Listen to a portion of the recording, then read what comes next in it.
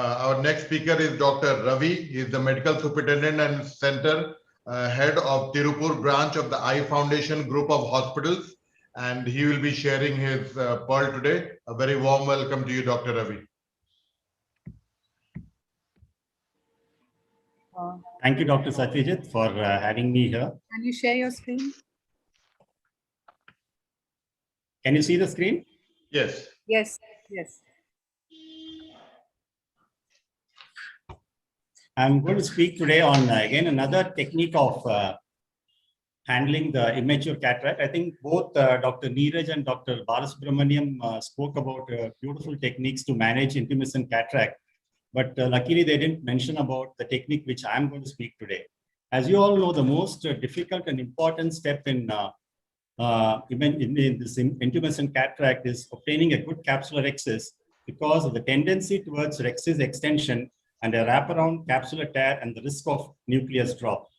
So the capsular excess runoff or the Argentinian sign is common in intermittent cataracts, and because of the high intralenticular pressure, and it is imperative to prevent any chamber fluctuations in these cases. So performing a routine capsular excess may be difficult in these situations. So I'll be showing a few videos which depict a simple and inexpensive technique called the cannula vacuum CCC. Here we just need a 25 gauge round cannula with a flat tip connected to a 5 cc syringe, which is half filled with a BSS solution. Now, this was advocated by Dr. Sirish Kumar, my colleague, who has done over 1,000 cases over a period of around 8 years, and has been found, the results have been found to be quite gratifying. After a good peribulbar block, the anterior capsule is stained with trypan blue, and then after filling the anterior capsule with the viscoelastic, make a small C-shaped incision with a cystotome.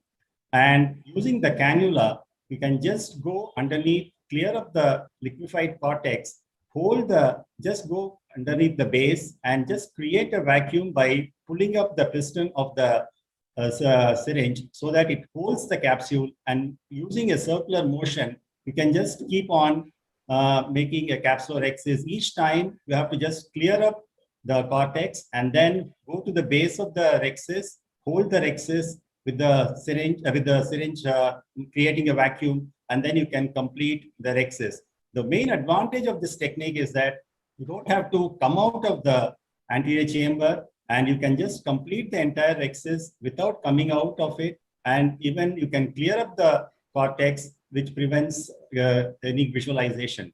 This is another case where you have a calcified plaque, which is situated peripherally, and this CanVac technique helps to easily navigate this area, and you can include that capsular opacification beautifully in this technique. This is another case of highly intermittent cataract where the chances of rhexis runoff is quite high, and after doing a C-shaped incision, which is very important, you can just complete and aim for a very small rhexis. And once this rhexis is done, you can just clear up the intralenticular cortex and reduce the pressure.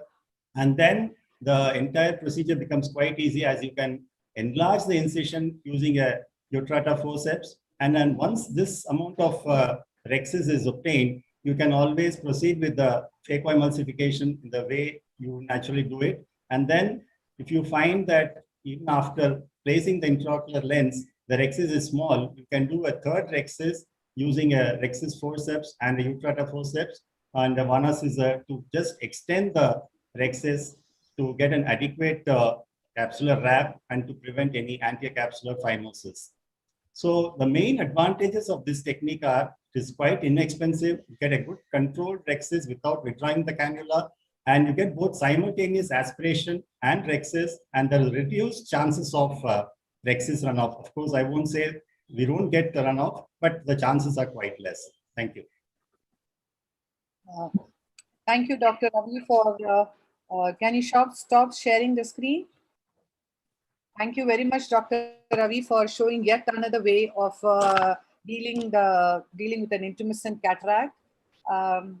It's just a thought that if with this syringe, the CanVac rhexis, could you create a small one with the CanVac and then go on to the larger one with the CanVac itself?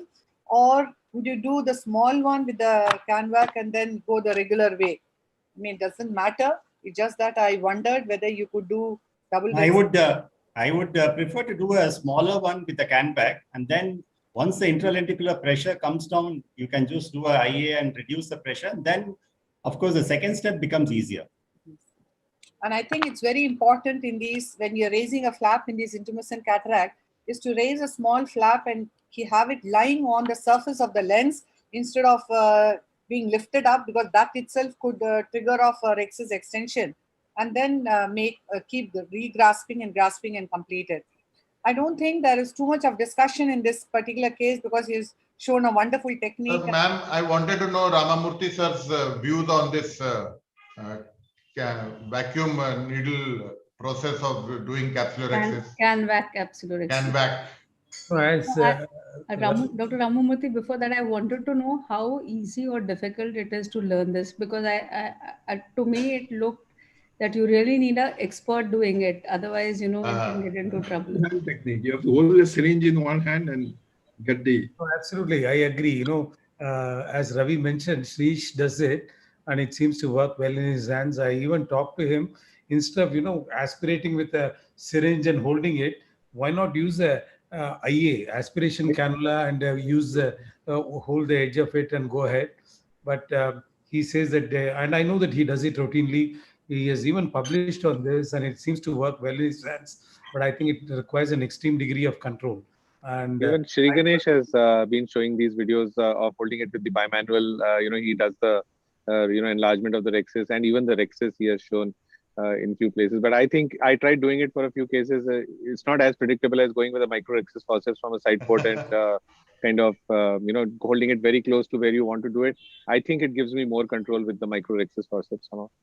And maybe an aspiration cannula would be a better thing, because at least you don't have to be pulling on the syringe, and then if at all it's being done this way. But then, as we said, maintain the anterior chamber. I just wanted to say, when you pull, how do you maintain the anterior chamber? I mean, once you have, is it filled with visco? And keep going and refilling with viscoelastic. That's the way of doing it. Left hand, but the left hand will be holding the syringe. I'm trying to visualize 3D imagine. So you don't have to actually come out of it. How will I try it tomorrow? That's what. True. That may nice presentation, Dr. Ravi.